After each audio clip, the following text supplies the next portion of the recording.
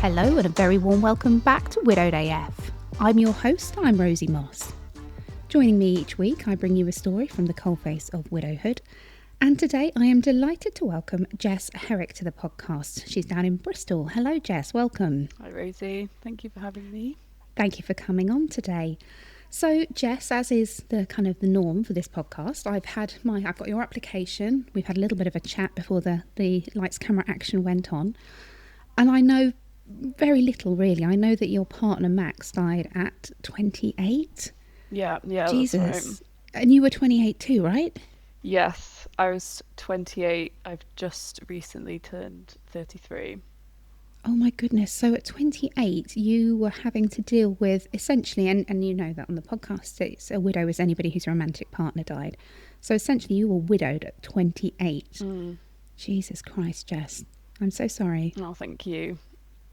So are you comfortable just telling me your story, I guess? And I do like to hear a little bit about Max, about the person that they were before they came a statistic and a tragedy, because this is a really nice way that you can immortalise them as well on the podcast. So let's start. Tell me how you guys met. How did you meet Max?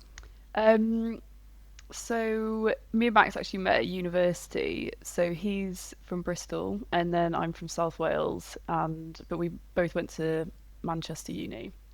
So we met when we were both 19 years old, some Wow. baby freshers. We basically were actually in shared halls together.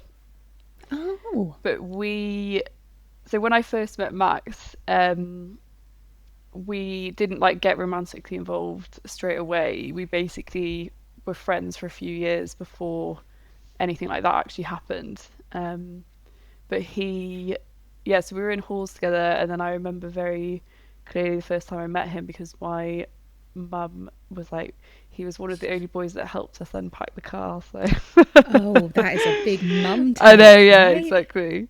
But so we were in halls together, and we became very, very good friends very quickly. I think I remember even on the first night that I met him, we basically spent most of the night just up late chatting and getting to know each What other. an amazing foundation for a relationship, though, to have had that real strong, solid base of a friendship first. Yeah, definitely. And I think, I'll get onto this, but when Max got ill, I think that was very important in our relationship that we had actually started off as friends first.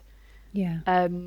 Because I think going through, Max had cancer, that's how he passed away, but going through something like that, when you have the basis of friendship, I think it's really important.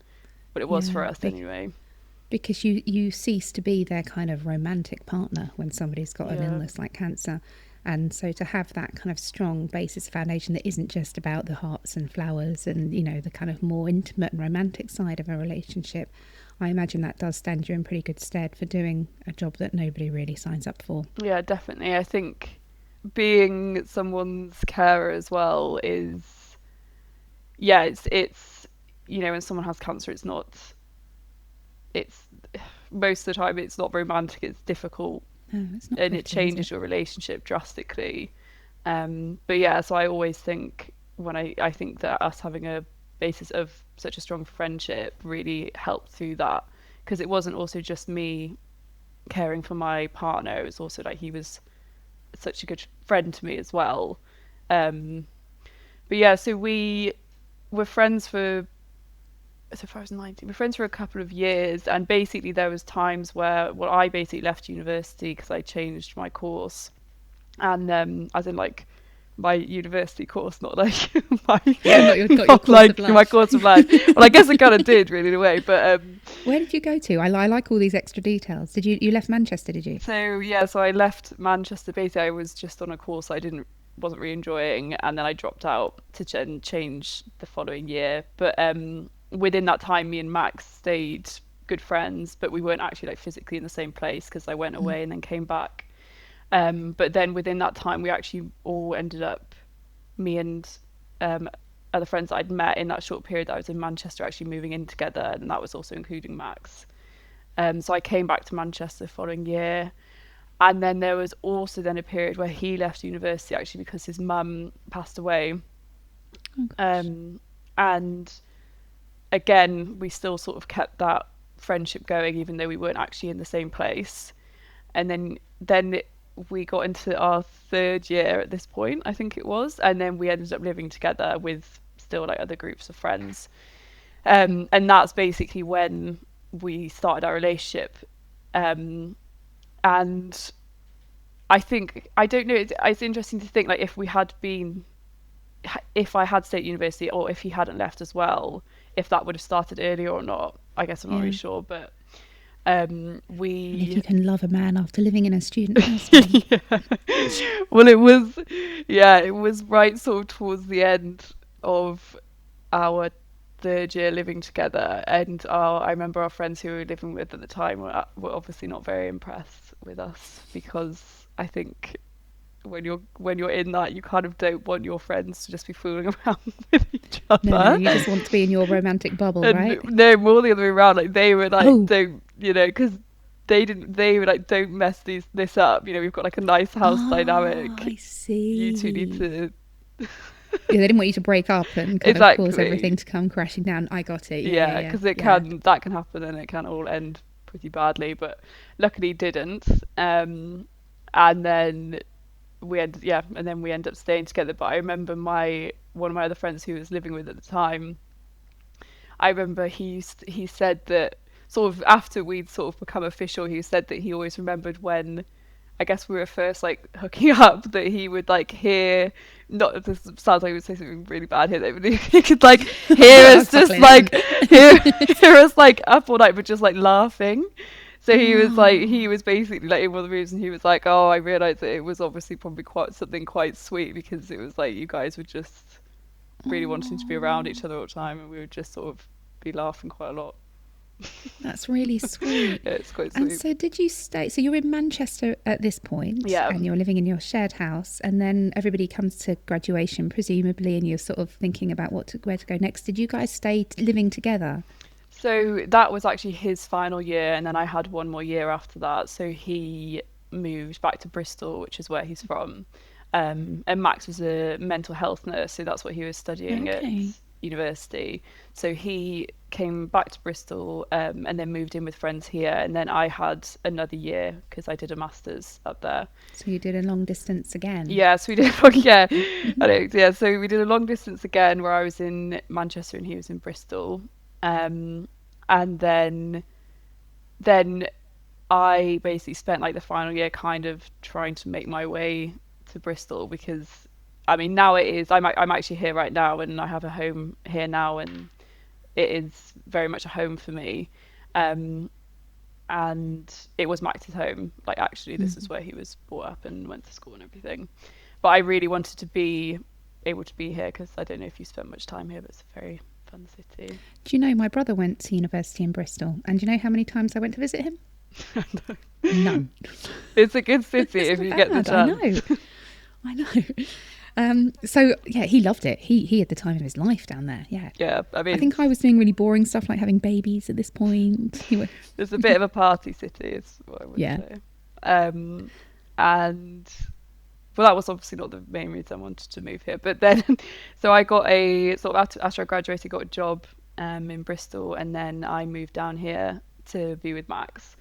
And I guess very shortly after I moved here, which seems incredibly unfair because, well, I mean, there's never a good time to get ill, really. But we were 20, I think I was 24 at this point, and Max was 25. And we had, yeah, we just like were renting, I think, like a friend's flat at the time. Max had just done a year in being sort of the start of his career and being a mental health nurse, and then I just got a graduate job, and we managed to convince our jobs to let us have, I think, a month or even like 6 weeks off and go to India. So Nice. that was in the November. Um, so I'm really bad at remembering dates, so I'm not even going to Yeah, try. don't But worry. I was. It just messes with your brain, doesn't it? I can't remember Yeah. anything really of. Widow brain as well, right? Yeah, Factor that in. no, actually, like my memory for dates is awful. But we were. It was I remember it was November. We were in India because his sister was actually there as well with her partner. So we'd gone away for about a month. Um, and at that time, so yeah, the plan was to come back to Bristol, and then basically that's when we'd be able to just like carry on with our jobs. Your life. Because I think I was doing an internship then, and we. But I remember when we were in India, Max was he would be like, "Oh, the bed's so uncomfortable." Or I remember him saying that, and some of the beds were uncomfortable, yeah, but it like wasn't really affecting me. I remember him being like, "Oh, I've just got a really bad back. Like I think it's the beds." Um, And quite unusual in a man of that age as well, isn't it? yeah, yeah, exactly. But I think you just But don't again, nothing you'd think was know. alarming at that age. No, exactly. We were only 20, 24, 25, and then we came back to Bristol. Yeah, sort of started our lives there properly, and then had Christmas, and things were just like I remember things were just got worse like a lot, like very quickly. So I remember like his pain was just getting really bad. Like he couldn't. It got to the point like in a matter of weeks where he literally would be like waking up at night and just like lying on the floor because he just like couldn't. He couldn't like stay in one position.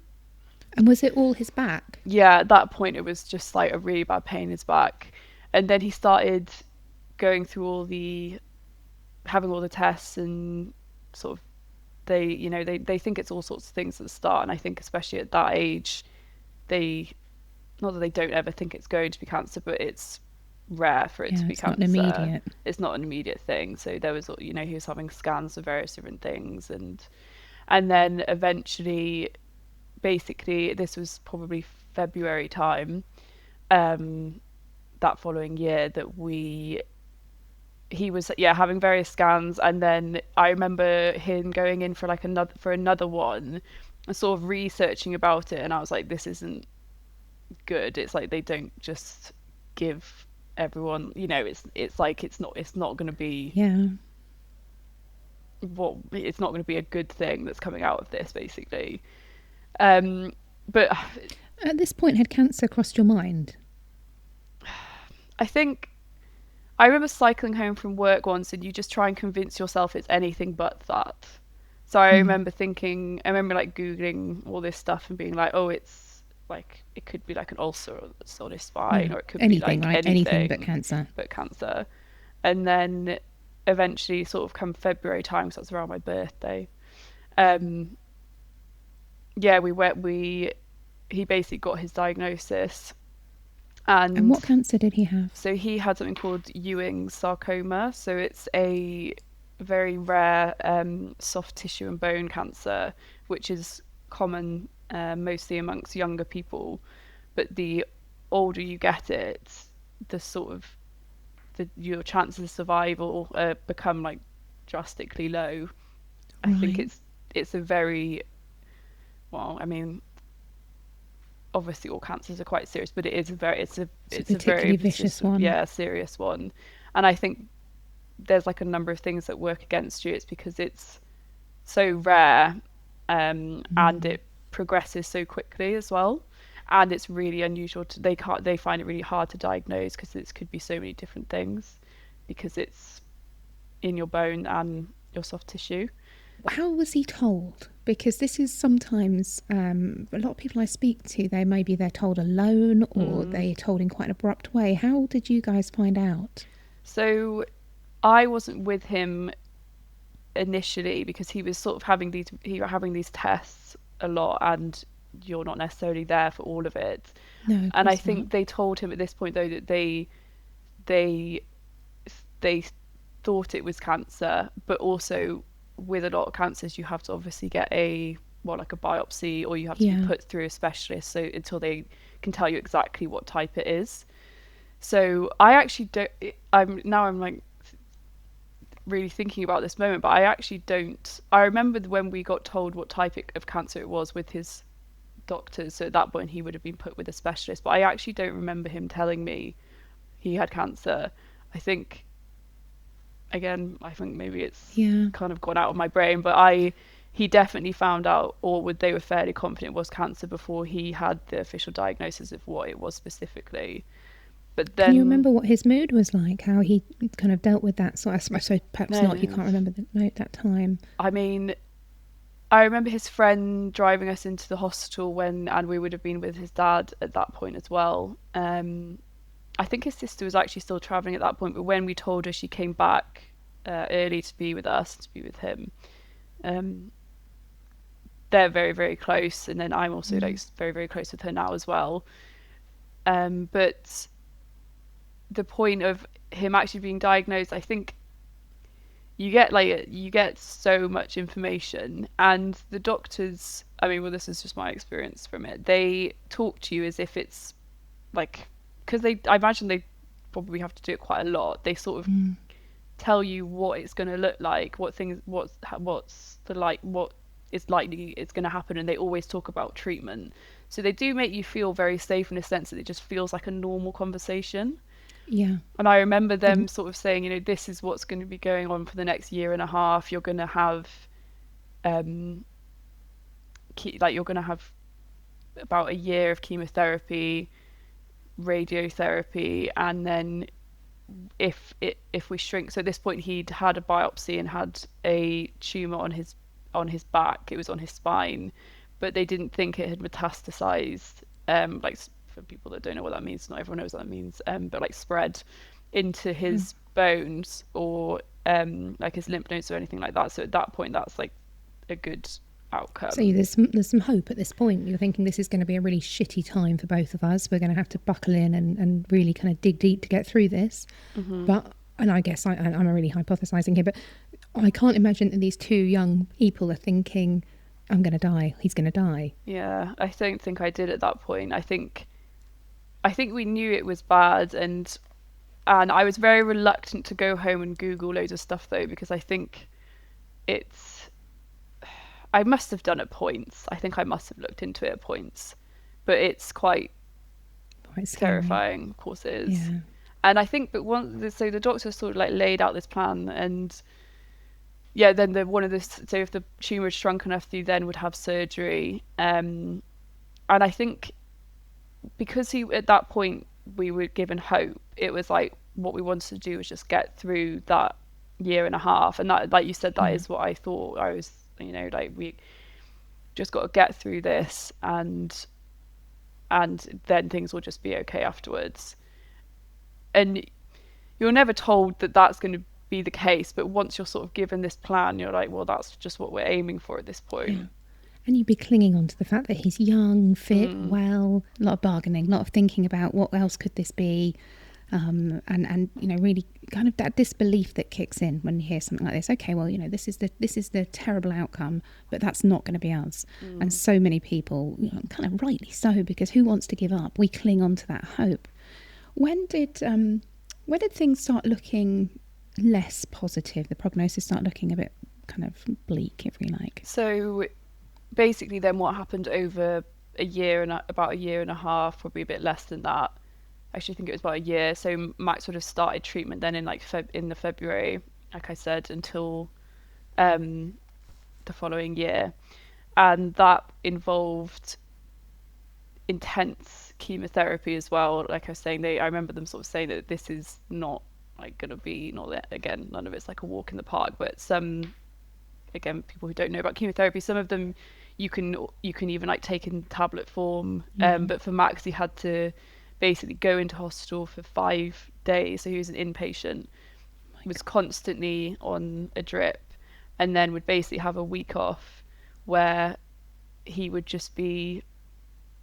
It's just awful. Like if you've ever sort of seen anyone have that strong chemotherapy, it just absolutely knocks you, like all the things that you can think of, really, just like exhaustion and not being able to eat properly, and just like he just wasn't there. And then you'd have It's been really tough to watch. Yeah, it was absolutely terrifying. I remember the first time that I went to a lot of the time I obviously spent in a hospital with him, and I remember being so scared about the first time that I was going to see him. And then you basically have a week where you're like kind of okay, that's like a good, they'd say it's like a good week. But then you're also dealing with everything else that comes with having chemotherapy, which is like a really low immune system. So Yeah. we basically spent a year in that routine, but everything else that's also thrown in it as well. That's the thing, it's never just that, because you're also doing, like he was doing blood tests. You're if you get an infection, you have to go straight to the hospital because there's likelihood that you might get sepsis because your immune system's so low. Then there's the scans. Then there's, you know, everything else, as well as, you know, he's taking like all his medication at home on top of the chemotherapy, like steroids, things like that. You're just basically Pain relief? fighting, yeah, pain relief. You're basically just fighting also the For your life. things that you get off the chemo as well. So it's like the chemo makes you so sick as well as the cancer. And then he basically, part of that was I don't know if you'd heard of, in the UK now they have a proton beam therapy. I'd like to pretend I was well informed, They but do. it rings a bell. I think as well, it's like if you've never been, yeah, like I was so forefront. in this world for so long. It's actually You feels become like strange. an oncologist, right? Yeah, it feels kind of strange talking about, actually, because it feels like was, yeah, a very long time ago now, which it was, Different I guess. person. But he basically, at the time in the UK, they have, because Max's cancer was on his spine, he needed radiotherapy, but they don't just want to blast your spine with radiotherapy, because obviously you have your like whole nervous system running through it, and there's a high chance of actually just damaging it. So now in the UK they have this machine, which is a proton beam therapy machine, but at the time they only had it in 2 places in the US, which were connected to the NHS. So it seems quite mad, but we also went to Jacksonville in Florida. Max was there for an entire summer, where he was having this proton beam therapy to basically try and reduce the tumor so he could then have an operation to remove it. So How did that come about? How did you hear about yeah, it? I mean, it is quite mad when you talk to people about it, because it just I mean, the NHS were just incredible. Can I be personal? Did they pay for the treatment? Yeah. So that was all a part of it. They paid for our apartment and like hire car and Wow. all the treatment that he actually received out there as well. So it's just like, when the things are really sick, they really tried everything to try and save I was his going to life. say, this sounds like the real fight to save him. Yeah, it was. And I think as well, there's only, because he was so young, they wouldn't necessarily do that with everyone, but because there was a chance that he would survive it, Yeah. I think they wouldn't necessarily. I mean, I'm maybe I'm not really 100% sure, but I don't think they'd necessarily do it if it was someone who was much older. Well, they do. They make a calculation. They do. Sad that they have to. So he's out there in Florida for a whole summer. And so how do you manage that? Were you working? Were you back and forth? How do you manage a situation like that? Yeah, I think when I look back at it now, I actually can't quite get a grasp of who that person was, because I just feel so sad for them. It doesn't even feel like it's me, to be honest. Like I really feel A real empathy exactly for that Yeah, person that I get was, because I was 25 years old. I was working a full-time job, which at the time I just think back and I'm, why was I doing that? And Yeah. I was going to hospital after work, you know, most days. I was taking him to hospital in the middle of the night. I was literally doing everything, as well as also trying to live a semi-normal life as someone in their mid-20s. And yeah, and I carried on with work, and then they gave me, well, compassionate leave to go out to the US. So Max was out there for a lot longer than I was there with him, but I was there for about a month with him, I think. Maybe a little bit less, maybe like 3 weeks. And I mean, it was a bizarre experience, but they gave us loads of fun. They gave us loads of fun things to do, which was very sweet. But because loads of the people there, which is also really sad, is they're mostly children. It's a lot of the stuff that we would do was like go to theme parks. Obviously, we were in Florida. Did you go to Disney? So he did. But I wasn't there when we did. But we went to we went to an American football game, and I think we went to like Cirque du Soleil or something like that. Wow. Yeah, and but he was just so happy when I was there, which was really lovely. I think because he'd mostly probably just got really fed up with his dad at this point. His Was dad his was dad out there with there him a the whole long time? time, and then his dad came Oh, back when I went out. His sister went out as well, and his friend Adam. So we were kind of taking turns, and his auntie as well, and uncle, to make sure he wasn't on his own. But like it was, yeah, it was. I think the thing that was difficult as well. It was like, although we were abroad and it was hot and stuff, and it was like, Florida's like a holiday destination. Some people, it was like we still, because he had to have treatment every day. It's not like we could go off and have a can sit by the jolly. pool. Yeah, and that's the other thing. Yeah, like he just, everything like that is not easy. You have to be really in hospital's reach. Like even when I used to go visit my mum, who she doesn't really she lives in South Wales, but it was a bit of a risk because we were like, we don't want to be too far from a Yeah. hospital.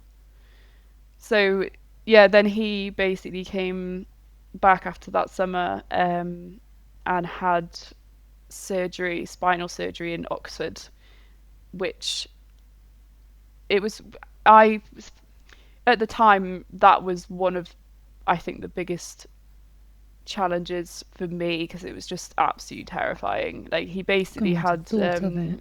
his one of his vertebrae removed and replaced.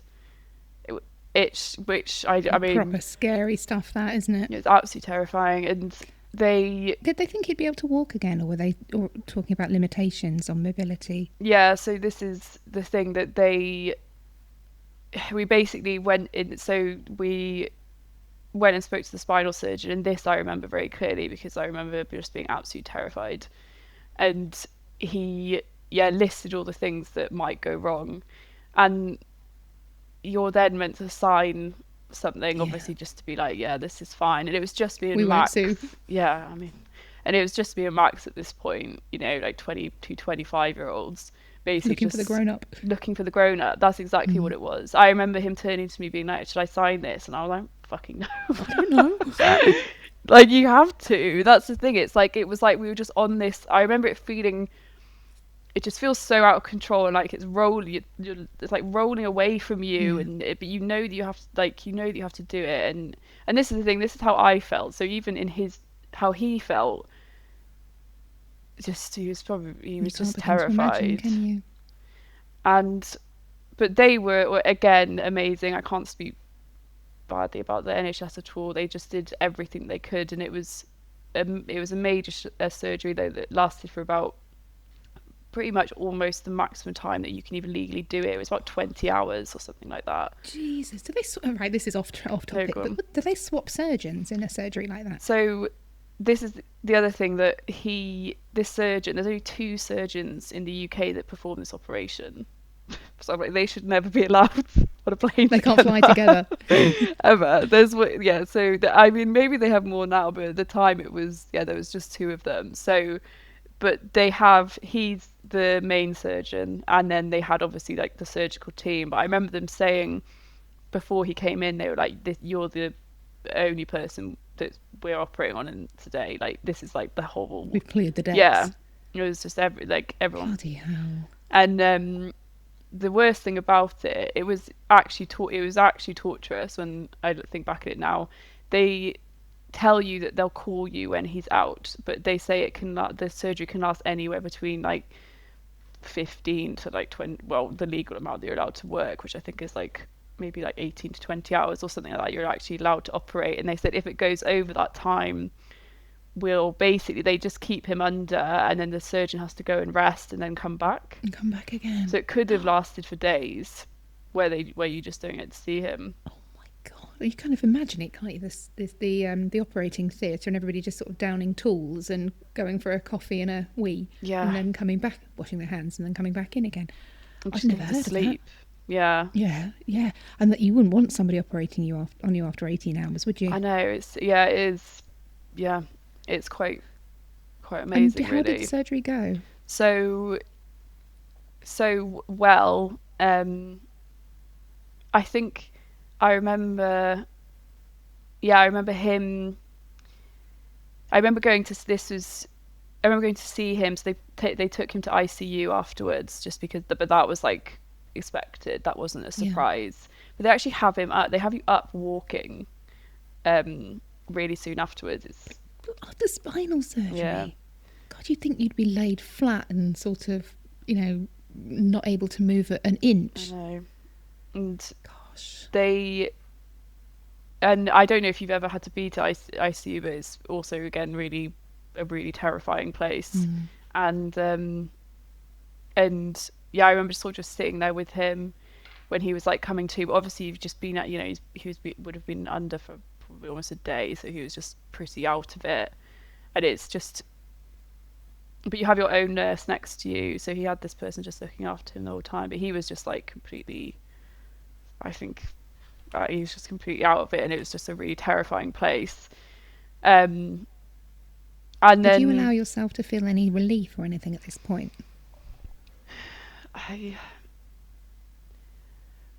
I think I just felt really scared and overwhelmed, Yeah. and but obviously incredibly happy. But again, just having that overwhelming feeling of like, I'm too young. What I'm too next? young to this. I'm too young for this. I remember that swinging around in my head a lot. I'm far too young to be doing this. But I just wanted him to not be scared, and I knew that I was a comfort to him, and I knew if I was scared, it You'd wasn't be me scared. going through it, So you basically. really kind of put on that mask almost, that carer's mask, where you don't try not to show how much this is hurting you and how terrified you are, Yeah. because you're trying to protect the person who's going through it.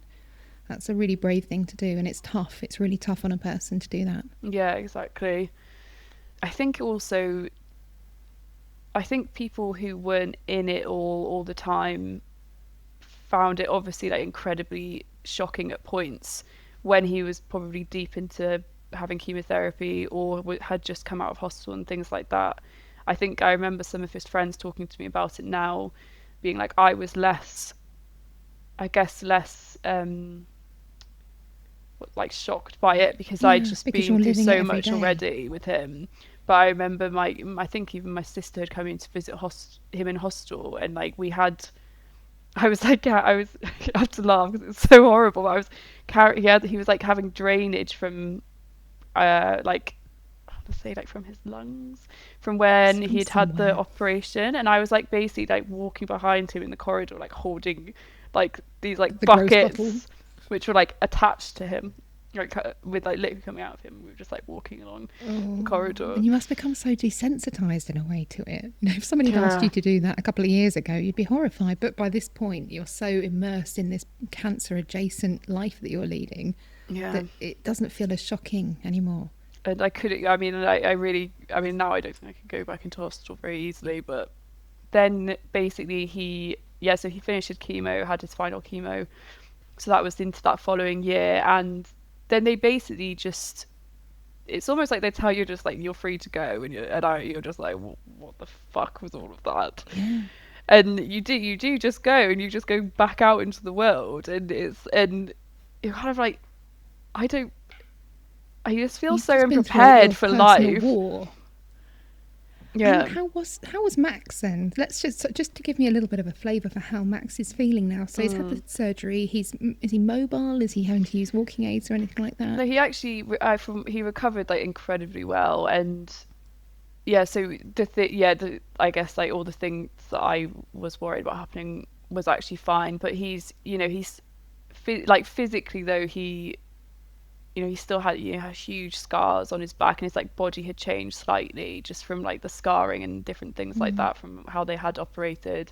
Obvious, and I think Max used to love also like running and football and all exercise, and it was it was always a bit more of a risk with him doing those things. Like I don't think he was able to. They kind of told him that he shouldn't really play football and things like that. It's like he could if he wanted to, but if something had happened and something did happen to his back, it's just much more weak than Yeah. other people. So that was incredibly sad actually. He stopped running and playing football basically when he was diagnosed, just because he was in too much pain anyway. but it's like those things that you have to let go of. Yeah, it's that stripping of you, isn't it? Stripping you of so much of of what makes you you. Yeah, exactly. Can I ask you, and again, this is a very personal question, so That's all don't right. feel you have to answer. Had you, up until this point, had you talked about having children? Did you want children? So, yeah, this is a good question. Mm-hmm. I think I think we, I mean, so I would have probably been like 27 at this point, and I think I've always known that I did want children. I used to want children. I think I do still want them. So I'm always a bit like, I'm not really sure how to answer that question now, but Come and stay with me for a weekend. That'll make your mind up. and I guess what I'll come back to that question because I will answer it for you. It's Yeah, okay. a bit further down the line, but basically then Max had a year off, let's say, which was him going into remission. So that was pretty much exactly a year, and he would still be going in to have scans, and they would still be checking up on him. In that time as well, his sister actually did get pregnant, so she had one of our lovely nieces, and there was a lot going on at home. And it was about a year later that then we'd kind of gone back into normal life, I guess, as much as you call it normal life. And like personally, well, for me, I struggled a lot during that year, I think, because I was just sort of thrown back into reality. But also you're just not left with what feels like much support, and people kind of just expect you to sort of go back to normal. And I think Max also did want to go back to normal. Like, he really wanted to go back to work, but then also really struggled because obviously being a mental health nurse is quite stressful and it's a really tough job. And he also had obviously a lot of health anxiety. But in that year we did loads of like incredible stuff, which I'm so grateful for that we managed to do. Like, we went to Mexico for a month, and this was also right pre-COVID as well. Yeah, thank God, really. Yeah, well, then fast forward to about a year later, so it was March, and basically Max had been like, I remember him saying, March 2020. yeah, right when COVID hit. Oh, right. So, okay, or like yeah. probably a month before this was happening now, Yeah. and Max was at this point it's like with the health anxiety stuff, it's like he was always going to have it, of course, but he'd been to the gym, and I remember him saying like, oh, my arm's really hurting, or like my hips really hurting, and I remember him like just feeling like, oh, this, but things like this had happened before where he'd like have a pain, go and have a scan, and it was fine. Like, he was been having a scan like every 3 months at this point. And then so it was about Christmas time, like start of that year, and then basically he went into hospital, and they were doing tests on him, and I remember the doctor saying, I don't think this is anything, I don't think you need to be worried about it. And then he had another scan, and basically his cancer had come back, and then it spread like to his, around like the back of his shoulder basically. And at this point again as well, the way that they were talking to us, they were sort of saying, you know, we might be able to do 6 months of chemo, and we might be able to sort of stop this again. Yeah. But they were like, we need to give you a full body scan to make sure it hasn't spread anywhere else. So at this point, Max was in hospital, I was with him, and basically then did have this scan, and then they told us that it had spread, and at this point it had spread to the point that they couldn't do anything. So Jesus. as in they couldn't, sorry, they he could have more treatment, but it was terminal, so it had gone like into his hips basically, which is why he was getting that pain like on his hip and in his shoulder. So they took us into a room in the hospital and basically just told us that. And then, so at 28, you're being told that there's no, I mean, they can keep it at bay a little bit, but ultimately the man you love is going to die. yeah, That's enormous, you poor things. yeah, it was, yeah, I mean, I don't really even know how to describe it. But it's like you fucking say, you awful. look back and you think, that poor girl, right? That poor girl. Yeah. Because you can see now with a real clarity how awful it was. But back then you'd have just been in survival mode, just trying to look for a hope, or how are you going to get through it. How was Max at this time? So in that moment, I can't even speak on behalf of him, but I was just in shock. When they first told us, I didn't even cry because I was just so shocked. And then we just went to our friend's house afterwards and just started telling people, basically.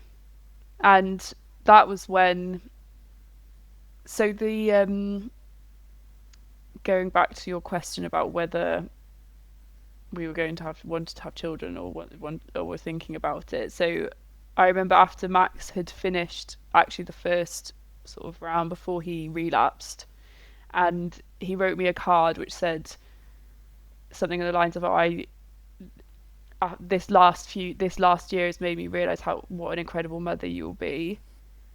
And one of the first things I thought when I found out that he was going to die was, I don't know if I'm going to have children anymore. Yeah. And basically, I begged him. I was like, because what they'll do as well, they'll before we started the chemo, they would have taken some of his sperm. So if we did want to have children in the future, that we could. And I basically was like, please let me have that, and please let me have your baby, basically.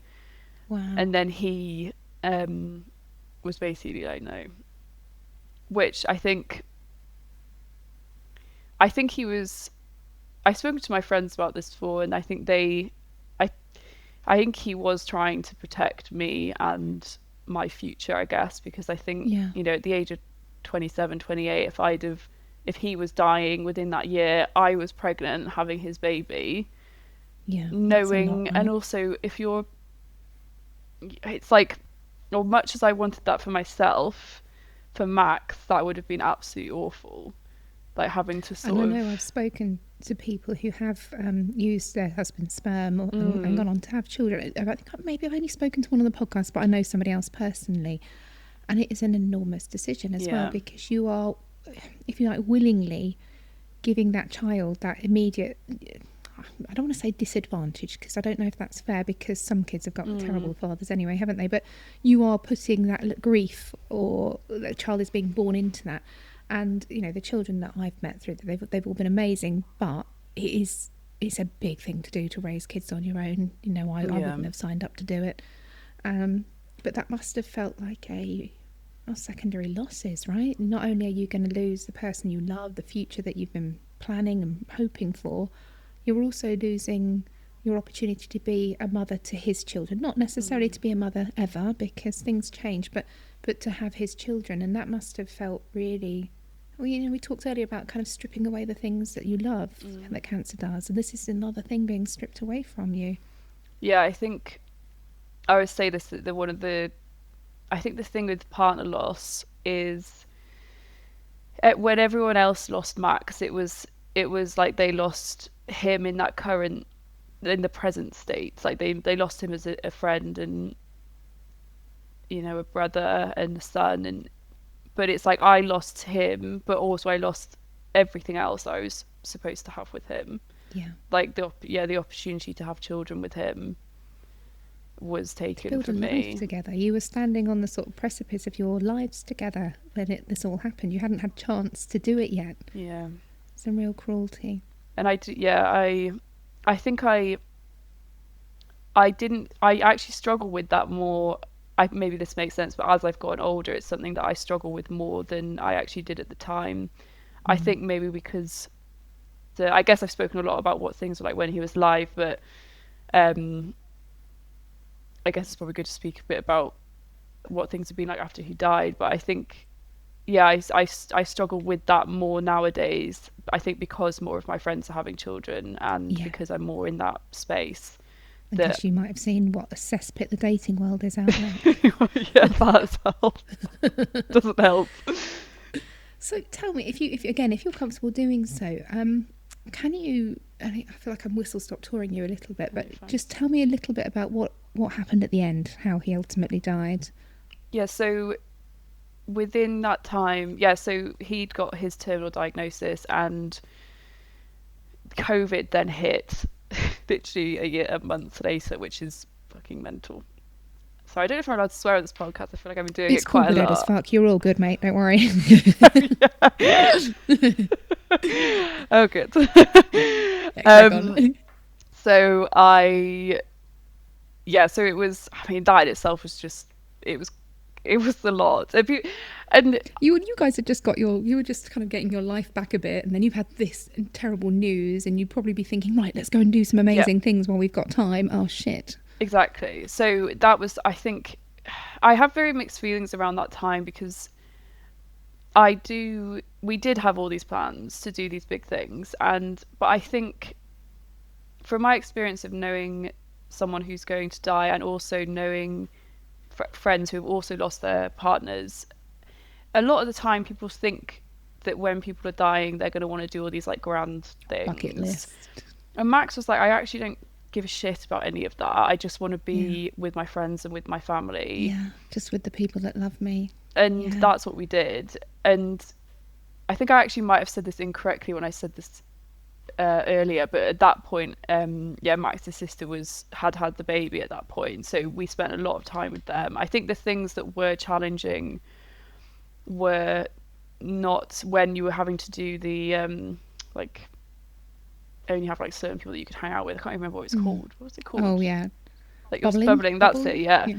And like that was hard, but not being able to see everyone. But in terms of like COVID made everything become so small, everyone's world became so small, and me and Max had been living that life already, and it just felt like a lot of people were just now thrown into a life that we'd been living.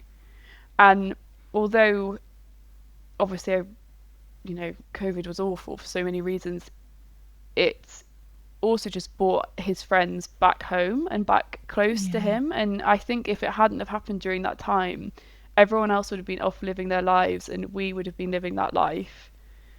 And actually it just brought everyone back, and then the moments that we could spend with our friends and our family were so much more special. um and so basically that was about a year and a half of Max.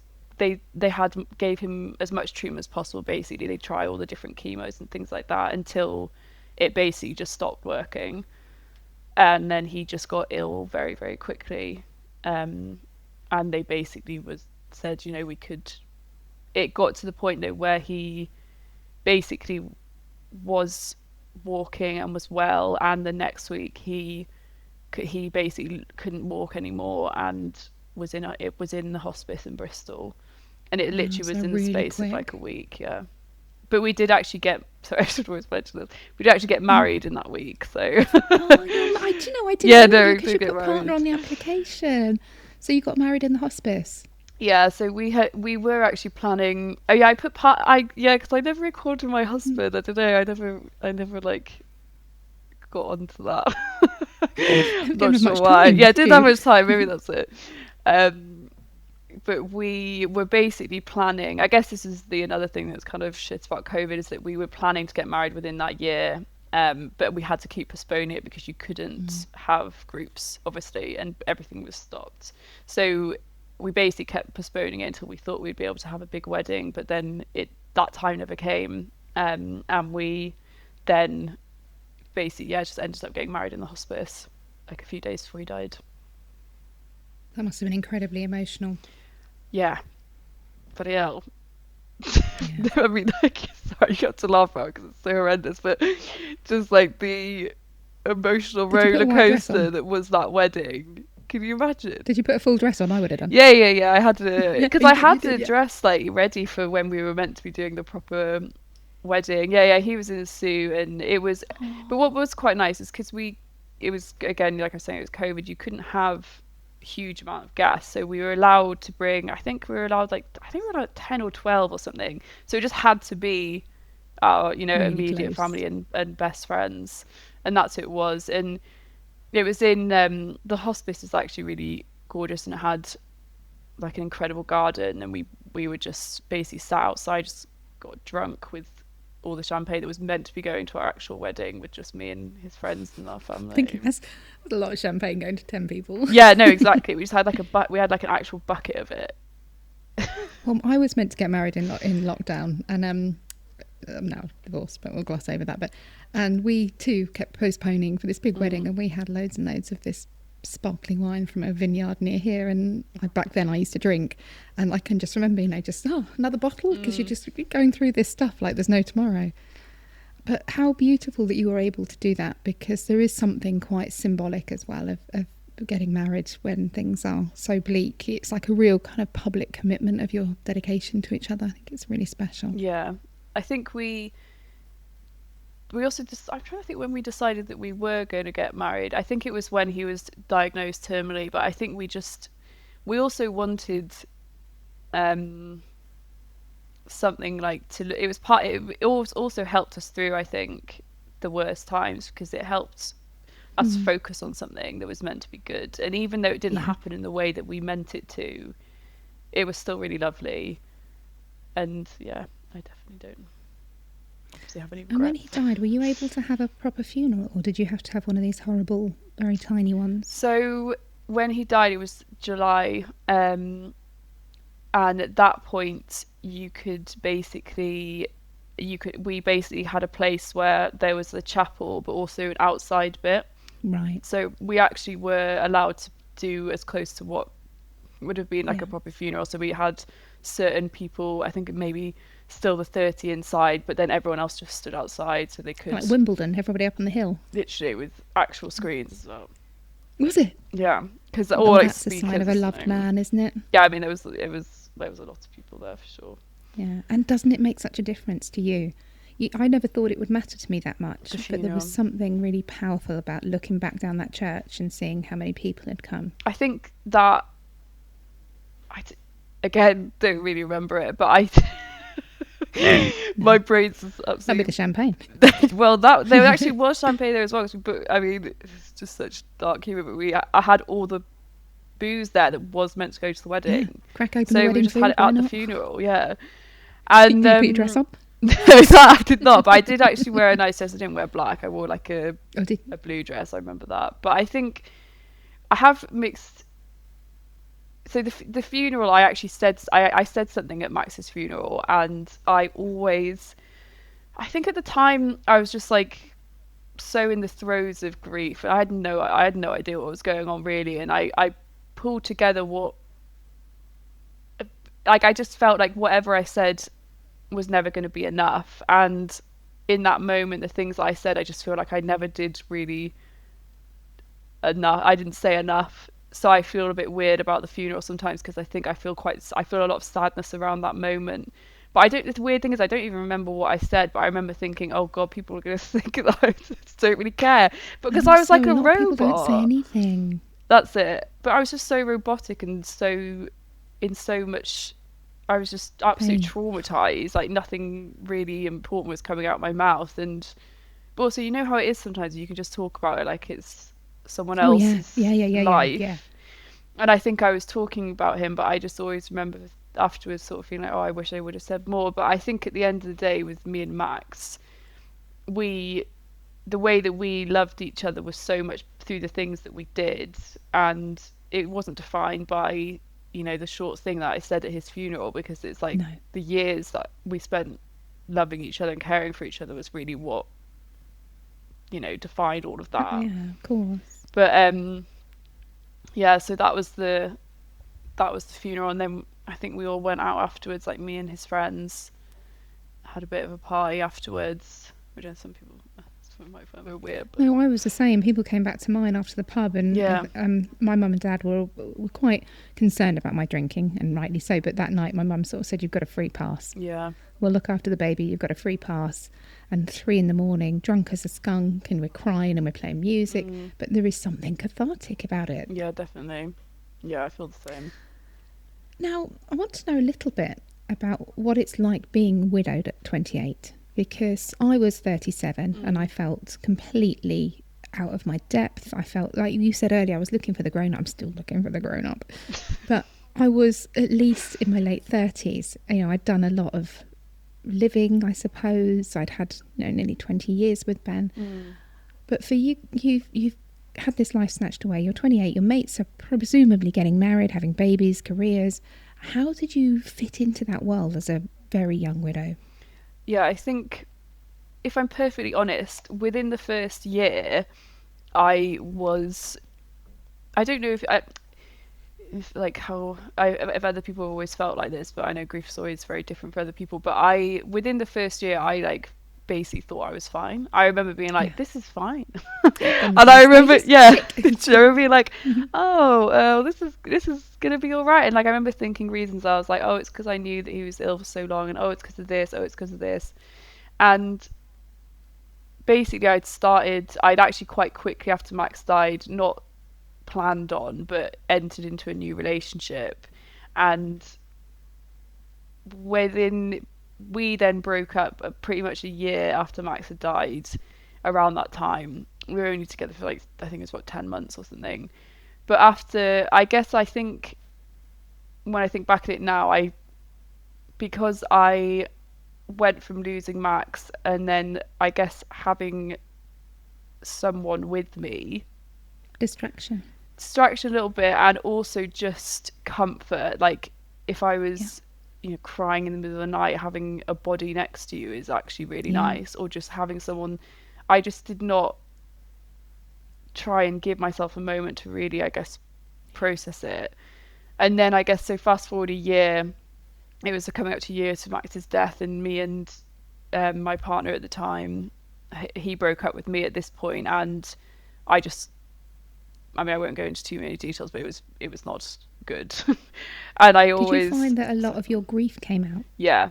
So I always think that as the just sort of defining moment of when I really felt it, and it was fucking horrendous. Like I was just, and then But then you're like, I'm a year in. People won't expect me to feel like this. Yeah, I know, and that's what's I think so hard about grief, is it just change.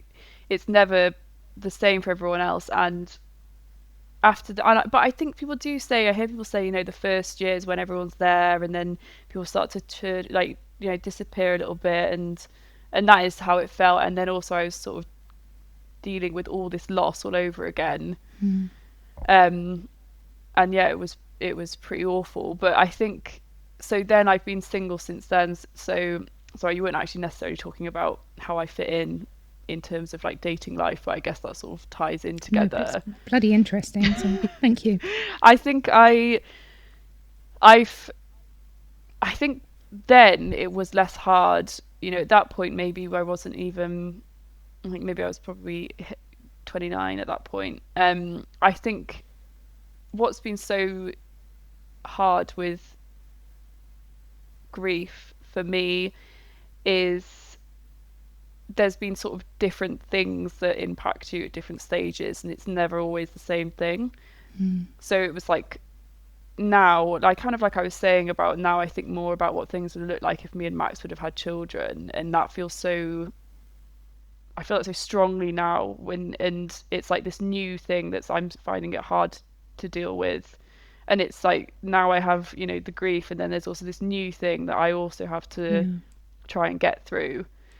And that is just because a lot of people in my life are getting married and having children, and it's really painful, basically. But I found a lot of comfort in basically speaking to other people who had also lost their partners at a younger age. Finding your tribe. And I met two women who had also lost their partners in their 20s, and they happened to live in like Bristol and Bath area. So we started just meeting up and having coffees and just, chit-chatting, gossiping about being young widows.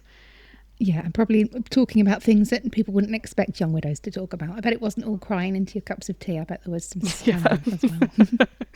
I mean, yeah, probably more so from my side than the other two, I would say. Definitely, over the past few years, I've definitely been, leaning into try to enjoy my life the most.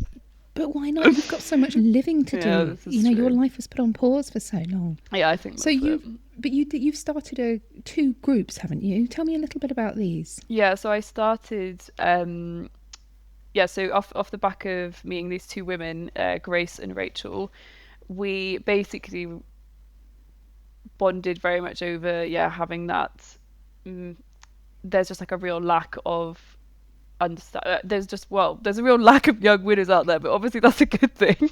Yeah. Don't want to lose But then where them. do you go when it But then where do you go happens? when it happens? Yeah, exactly. So we basically decided to start a group called Grief Ground, and it sort of started with meeting for walks in like the southwest. So the idea was, because that's how what we would used to do, we would like walk around the harbour side and things like that in It's so much Bristol. easier to talk when you're walking, isn't it? Yeah, exactly. And but basically as sort of time went on and I moved to London and things like that, and I wasn't necessarily here, and there was a lot of people that couldn't actually come in person because it's just not, obviously everyone lives around here. So we started then doing online meetups, but this was like completely, like unregulated. It was just like, do you want to just come and chat? We don't Yeah. know what we're doing. We're Bit not. like what goes on here. Yeah. It's like I'm not a in any way I wasn't trying to. I'm like not a A counselor or counsellor. anything like that. It was literally just a space for people to come and talk. So we would hold those maybe like every month or so, and then I basically found the charity, the New Normal charity, who I love the name, by the basically, way. yeah, it's nice. They're a good group, and they basically do what I'm doing, but on like a bigger scale. So they have Yeah. peer support groups for grievers, but usually like within, you can have like pick specific groups. So they'll have partner loss, parent loss, sibling, or just Yeah. like general, and everyone joins online. And I basically got to the point where I thought, well, I was a bit concerned because, like I was saying, I think a lot of the time there was some people joining who was so fresh into their grief that I was actually quite scared. And although I'd been through it myself, I was like, I just don't want to mislead these people. I want to actually do this properly. So I basically then did training with the New Normal to then basically start my own group within their system. So it's like, if anything ever happened, they have the right means Yeah. to But support and you've things got like control that. of your little corner. Yeah, so I started doing that a few months ago, actually, once I like finished my training, and now we run support groups every month. We're doing it at the moment, so it's for anyone in their 20s and 30s who have experienced young partner loss. So I've been running those once a month. And is that online? Yeah, so it's all online. They actually do in London. They have a in-person meetup once every 2 weeks, but that's also just like general grief. And if people want to get involved in this, there's a website, is there, the New Normal? Yeah, so you can go Yeah. on their website or on their Instagram, and you just sign up to the whichever meeting you want to join. They'll say which ones are going on, and then you just get a link, and it's just a Zoom link. Fantastic. And is it free? Yeah, it's free. Yeah. Yeah. What an amazing resource. That sounds incredible. And I bet that you found that doing stuff like this has given you back that sense of purpose. And it sounds really trite, but it's when you turn your personal tragedy into something that might pave the way for others coming after you. You're not doing it because you want to feel all warm and fuzzy inside, but it does something to you, doesn't it? It changes you as a person. You stop thinking about the impact this has had on me, and you start to think, okay, how can I help other people? And I think it's probably, for me personally, the thing that's helped my healing the most, because I've met some incredible people and I've realised I'm not a freak, because that's the other thing. Until you talk to other people, you think you're broken. So do you find it rewarding? Yeah, I do. I think, yeah, I really do. I think because I found when I first met Grace and Rachel, they were further along in their grief journey than I was. I think I remember just feeling so much comfort in being able to speak with them, and just sort of knowing that it wasn't the end of the world. It wasn't good. Yeah. At times, it Not the end of obviously feels like everything. it is, but if you can just see someone as like a bit of like a beacon of hope of like, oh, Yeah, I am that's going it to with be the able to survive lighthouses, right? this. But I think Yeah. as well for me, so it'll be 5 years this July since Max died, and I feel it's like I'm not allowed less time to like tap into that space, but as time goes on, you actually aren't allowed as much. And I think for me also, like having these groups also just allows me to still to really still talk feel all about that. it all. And because for me it doesn't, I cannot believe it's going to be 5 years. Like it doesn't feel real. And I think also a lot of people do just think you're okay because I'm quite functional. And because you can't walk around with your black veil on, No. wailing, you can't do that for 5 years, 8 years. You can't, and your heart couldn't take it to live in that acute grief. But you're right. People do think that you've moved on, that you're okay now. And actually, I think there's something quite powerful about people like us who are a little bit further down this journey now, saying actually these grief attacks, these acute, overwhelming bits of pain, they're not taking you right back to the beginning, but it's still there. It's still there, and it's going to raise itself every now and then. And the first time it happened to me, I thought, what do? I can't go back to that again. And of course it passes, and it passes quicker each time. But I do think this idea of being a bit of a lighthouse or a beacon for somebody else is just an incredible gift to give them. Yeah, I hope so. Sometimes I'm like, it's funny as well because you're like, you do know what you're talking about because it's your life, but sometimes I'm like, do I have any idea what I'm talking about? Right, look, I wrote a book pretending to be an expert, so let's not cast aspersions on people that don't know what they're talking about. I'm sure we do. But yeah, and I think, like I said earlier as well, I think with the grief, it just feels the challenges that I'm having now are different. Yeah. And but still, it still feels very, if I'm perfectly honest, very, very consuming in so much of my life.